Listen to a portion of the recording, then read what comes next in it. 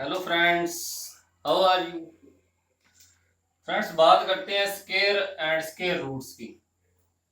सबसे पहले बात करते हैं स्केयर की। स्केयर के अंदर क्या होता है, जैसे आप करते हो 1 into 1 करते हो, कितना होता है 1 होता है। 2 into 2 करते हो, कितना होता है 4 होता है। 3 into 3 करते हो, कितना होता है 9 होता है। तो ये करना आपको आता है, 1 गुना 1 1, 2 गुना 2 4, 3 गुना 3 9। तो इनको हम क्या कहते हैं, स्केयर करते हैं, स्केयर कहते हैं। और इसको ऐसे भी लिखा जा सकता है 1 की पावर 2, 2 की पावर 2, 3 की पावर 2। और इनको हम बोलते हैं क्या है, स्केयर। क्या बोलते हैं, स्केयर बोलते हैं। 1 का मतलब ये 1 का स्केयर है, ये 2 का स्केयर, 1 का स्केयर 1, 2 का स्केयर 4, 3 का स्केयर 9। इस तरह से कोई मर्जी निकाल सकते हो आप। अब बात है स्केयर रूट की। तो स्केयर रूट के अंदर क्या होता है, इनका उल्टा, इनका उल्टा। जैसे 9 का कितना होगा √3, 4 का कितना होगा 2। अब यहाँ पे 16 का कितना होगा, तो 16 का होता है 4 into 4, मतलब इसका रूट कितना होगा, स्केयर रूट कितना होगा 4। और इसको आप हो सकता है वर्डिंग में लिखा हो स्केयर रूट ऐसे, find the square root of 9, find the square root of 16। अगर यदि ऐसे नहीं लिखा तो ऐसे सिंबल डाला होगा 16 9 4, या फिर ऐसे लिखा होगा 16 की पावर 1/2। ये भी स्केयर रूट है। स्केयर रूट का मतलब पावर हाफ होता है। स्केयर रूट का मतलब, जैसे हम स्केयर करते हैं तो बीच में मल्टीप्लाई का साइन डालते हैं, जब हम स्केयर रूट निकालते हैं तो ये सिंबल होते हैं इनके। या तो ऐसे लिखा होगा, यहाँ पे 2 भी लिखा हो सकता है ऐसे, या तो सीधा लिखा होगा, नहीं तो 2 लिखा होगा यहाँ पे। पर इसका मतलब यही होता है, पावर कितनी 1/2। यहाँ पे भी 9 की पावर 1/2, 4 की पावर 1/2। पावर मतलब 1/2 को क्या कहते हैं, स्क्वायर रूट कहते हैं। तो 16 का कितना होगा 4, 9 का कितना होगा 3, 4 का कितना होगा 2। ऐसे लिखा हो सकता है, वर्डिंग में भी लिखा हो सकता है, ये सिंबल भी दिए हो सकते हैं। इसी तरह से बनता है आगे cube root, cube and cube root. तो उसके लिए क्या होता है, 3 बार होता है। क्यूब के अंदर क्या होता है, कोई नंबर होगा वो 3 बार होगा। जैसे 2 गुना 2 कितना होता है 4, 4 गुना 2 कितना होता है 8। तो 8 का स्क्वायर रूट पूछ लिया आपसे, स्क्वायर रूट का सिंबल यहाँ पे 3 लिखा होगा, या फिर पावर कितनी लिखी होगी 1/3 लिखी होगी। तो अभी आपको पता है कि 8 किसको 3 बार मल्टीप्लाई करने पे आता है, किसको 3 बार गुणा करना पे आता है, 2 को 3 बार गुणा करने पे आता है। तो इसलिए इसका क्यूब रूट कितना होगा 2 होगा। आपसे मैंने पूछ लिया 27 का बताइए क्यूब रूट, तो कितना होगा 3। अब ये होता कैसे है, ये बात करते हैं।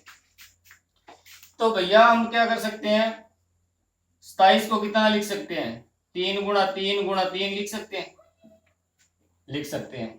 और पावर कितनी है 1/3। और इसका 3 बार है, तो इसका मतलब क्या होगा 3 की पावर 3। और बार पहले कितना पड़ा है 1/3, तो ये 3 से 3 कट हो जाता है, और बार कितना आ जाएगा 3। कोई और एग्जांपल लेते हैं, जैसे मैंने पूछ लिया 64 का रूट, आप क्यूब रूट निकालो। तो ओबियस है, हम 64 को क्या लिख सकते हैं 4 गुना 4 गुना 4, 4 चौके 16, 16 चौके 64, मतलब 4 into 4 16, 16 into 4 64। तो इसको 4, ये कितने 4 है 3 है, और बार 1/3 है, ये 3 से 3 कट गया, तो कितना आ गया क्यूब रूट 64 का 4। तो आपके दिमाग में सीधा ही आ जाना चाहिए कि जैसे 125 है, मैंने पूछा 125 का क्यूब रूट बताओ, तो आपको सीधा दिमाग में आ जाना चाहिए 125 के को कौन सा नंबर है जिसको 3 बार लिख सकते हैं मल्टीप्लाई करके। तो 5, 5 गुणा 5 25, 25 5 125, 5 5 25, 25 5 125। तो तो इसको ऐसे भी लिखा हो सकता है, ऐसे भी, यहाँ पे 3 लिखा होगा अगर यदि क्यूब रूट पूछा तो। अब आपके लिए सवाल, 81 का स्क्वायर रूट निकालो। 81 का ही नहीं, आपने निकालना है 216 का क्यूब रूट निकालो। ये सम आपके लिए। तो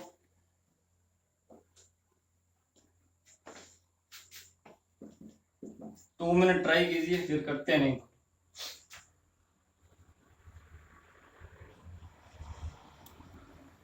चलो हो गया तो ठीक है, नहीं तो मैं बताता हूँ। 81 को क्या लिख सकते हो, 9 का पावर 2, 9 इंटू 9 लिख सकते हो।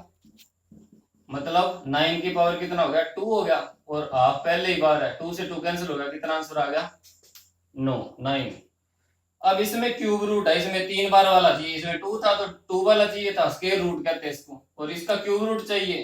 तो 216 को क्या लिख सकते हैं, 6 इंटू 6 इंटू 6।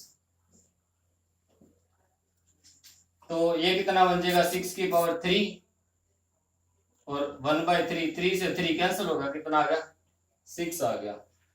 तो ये आप निकाल भी सकते हो ऐसे।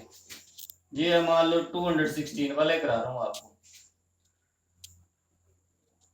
छोटा करवाता हूं पहले। 27 इसको ऐसे आप करते हो, 27 को भाग किया 3 पे 9, मतलब डिवाइड किया 27 को 3 से 9 आ गया, फिर 9 को 3 से किया 3 आ गया, फिर 3 को 3 से किया 1 आ गया। इस तरह से आप निकाल सकते हो। जैसे 216 वाला था वो ऐसे निकाल सकते हो।